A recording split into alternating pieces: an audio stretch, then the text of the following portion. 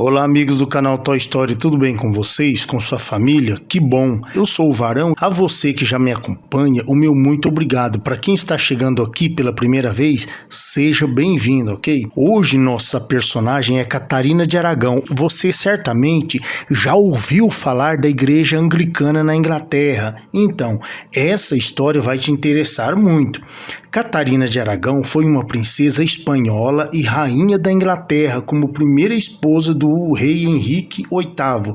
Catarina de Aragão nasceu em Alcalá de Henares, na Espanha, no dia 16 de dezembro de 1485, filha mais nova dos reis católicos Fernando de Aragão e Isabel de Castela. Com 3 anos de idade, Catarina de Aragão foi prometida ao príncipe Arthur Tudor, filho e sucessor de Henrique VII da Inglaterra, como parte da política de alianças estabelecida por seus pais para isolar diplomaticamente a França.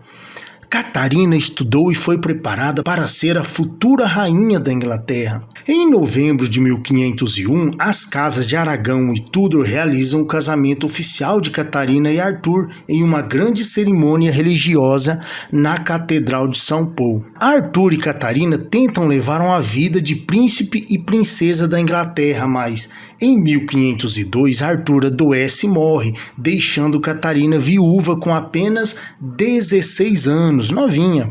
Após a morte de Arthur, os interesses dos estados levaram a se negociar o casamento de Catarina com um novo herdeiro do trono, o príncipe Henrique VIII, irmão mais novo do falecido Arthur.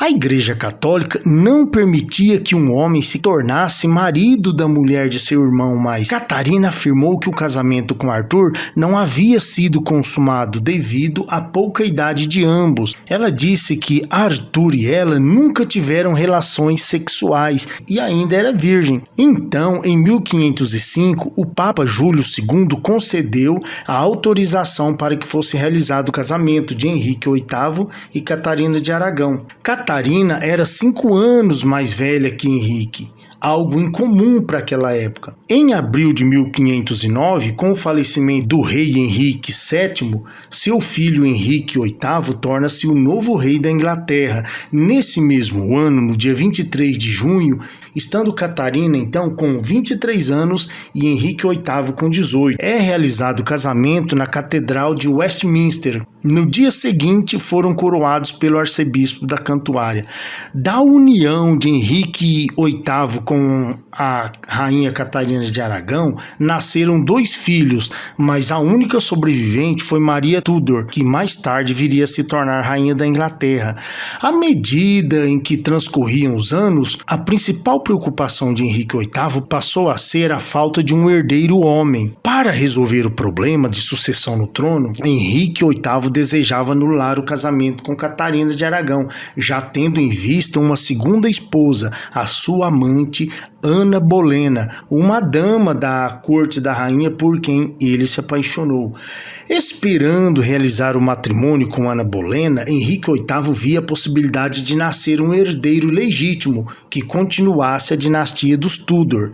Em 1527, solicitou ao Papa Clemente VII a efetivação do divórcio, alegando que o matrimônio celebrado entre cunhados não era válido pelas leis eclesiásticas, mas o Papa negou o consentimento. Então, no dia 25 de janeiro de 1533, realiza-se secretamente o casamento de Henrique e de Ana Bolena pelo chanceler de Canterbury. As pressões do rei fizeram passar por cima da autoridade papal, então era o rompimento religioso entre a Igreja Católica de Roma com a Inglaterra. Depois de vários atos do rei, o parlamento declara que a Inglaterra é um império governado pelo rei e que todas as causas espirituais devem ser julgadas e determinadas dentro da jurisdição e da autoridade real.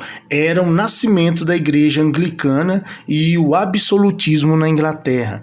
Como resposta a esses atos, Clemente II excomunga o rei Henrique VIII. Vamos falar agora sobre os últimos anos de Catarina de Aragão. Depois da união de Henrique VIII e Ana Bolena, Catarina de Aragão foi confinada no castelo de Kimbolton, mas nunca renunciou o título de rainha da Inglaterra, como era referida pelos servos dela.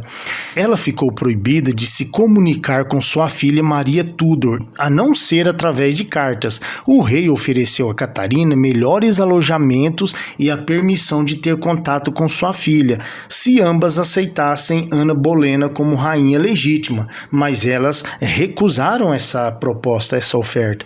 Em dezembro de 1535, sentindo que a morte se aproximava, ela escreveu seu testamento e uma carta para o sobrinho o imperador Carlos V, pedindo que protegesse sua filha Maria. Escreveu também uma última carta a Henrique, na qual o chama de meu querido senhor, rei e marido.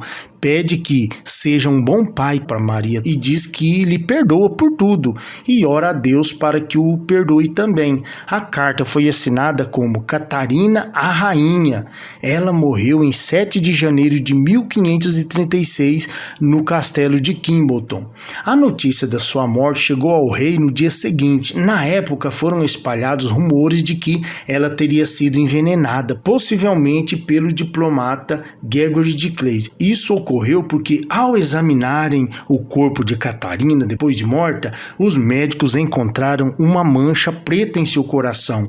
Os apoiadores viram isso como uma prova de que ela teria sido assassinada a mando de Henrique VIII ou de Ana Bolena. Atualmente, no entanto, acredita-se que ela teria morrido de câncer. Essa doença não era bem entendida naquela época, então Catarina foi enterrada na abadia de Peterborough com as cerimônias de uma princesa de Gales, não de uma rainha. Henrique não compareceu ao funeral nem permitiu que Maria, filha deles, o fizesse. E assim terminamos essa história de hoje. Resumindo aqui rapidinho para vocês. Catarina casa-se com Arthur, que era doente e logo morre.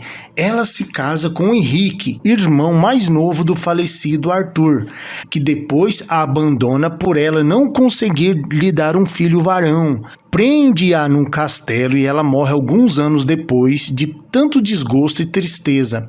Ele se casa com sua amante Ana Bolena, que também não consegue lhe dar um herdeiro e acaba sendo...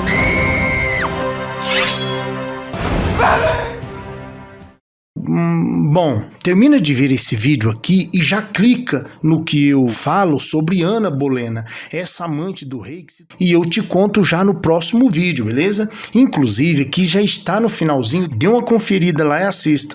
E daí, pessoal, vocês gostaram desse vídeo? É muito eu pedir para vocês se inscreverem no canal e deixar o seu like. Nos encontramos já no próximo vídeo. A você, então, o meu muito obrigado.